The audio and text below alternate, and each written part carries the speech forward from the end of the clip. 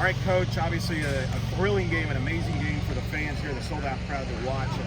Just tell us overall one-run game difference there, one play the difference. Yeah, I thought Sarah threw a phenomenal game. And like I said, I think in the broadcast, we had one mistake where a different call got thrown out, and I just wish that it would have, been on her best pitch, not a funky call that goes out there. But yeah, that one hurts.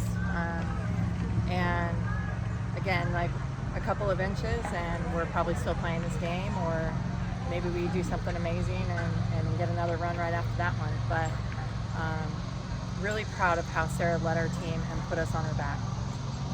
What is it about Sarah that just makes her able to stand up to a team with like Oklahoma with the type of hitters we've seen around them? Well, she's got some of the best stuff in the game. She's fearless, and she is one of the hardest working two-way players that I've ever had the opportunity to work with. And she's getting better every day in her time here, and it's really inspiring to be about. Another one-run loss. It's got to start wearing on it. Yeah, I'm getting tired of it. I mean, it doesn't matter how it wears on me. I'm hoping at some point that our team gets tired of it and they start making some adjustments. What was your message to the team going into the bottom half of the seventh? It had nothing. I mean, at this point in the year, they've gotten everything from me that they need. It's time for them to execute. And it's, again, a team like that, it's tough to beat, and you can't make certain mistakes that we've been making, and we can't miss opportunities offensively like we've been doing. So it's time for us, if we really want to be about this, to play with the best of the best. With the Sona ball, did you feel it was out when it hit the bat? Take me through that sequence there.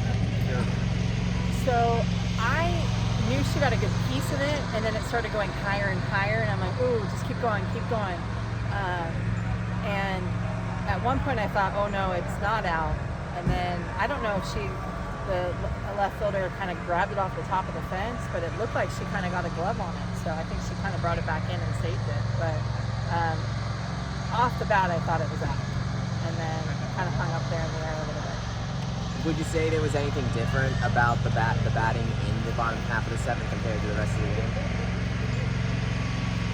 It's so hard to tell, because I think also on the other side, the flip side, defensively, pressure's on, because especially when we get the running, the tying run on, and then we have the one run away on, and then we have the tying run at the plate, and you've got Chloe Evans coming up, who just hit her last at bat a seed over the right field fence.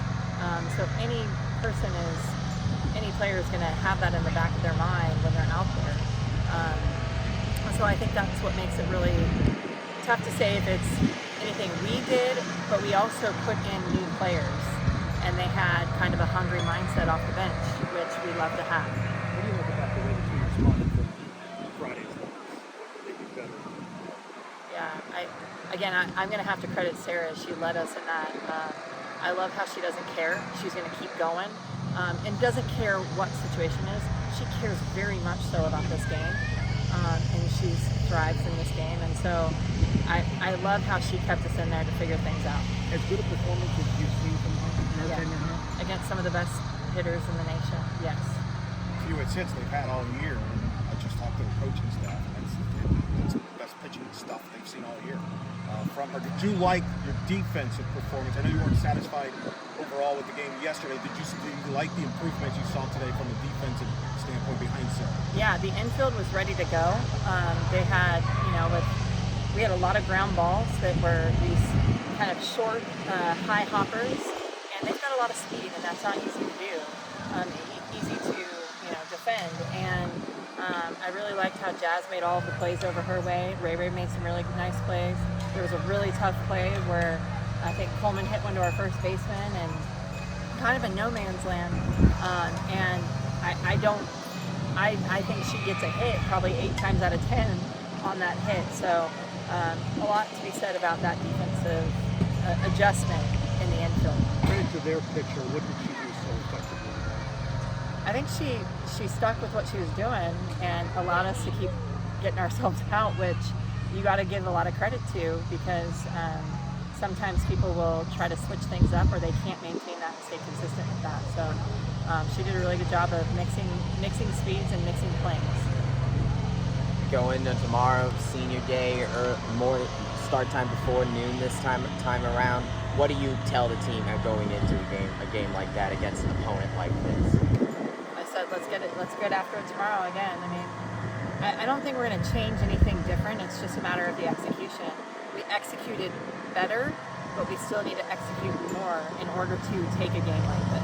Considering Sarah's stuff today against them, do you throw her out again tomorrow?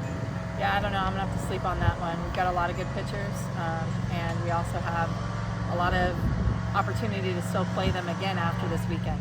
So we'll see what a little night's sleep does, and just kind of go on the drawing board a little bit with it. We also have a few other senior pitchers that haven't seen, and so I think we have a good opportunity to keep us in the game again and get our bats going. How much does it being on senior night kind of give an extra motivation for you guys to go out and get that win there? Yeah, I think I'm going to let the players answer that one, because I think that they're the ones that are going to have to go out there and do it. I'm just might be the one with the ideas or the strategy, but they're the ones that have to physically execute it, and that's not easy.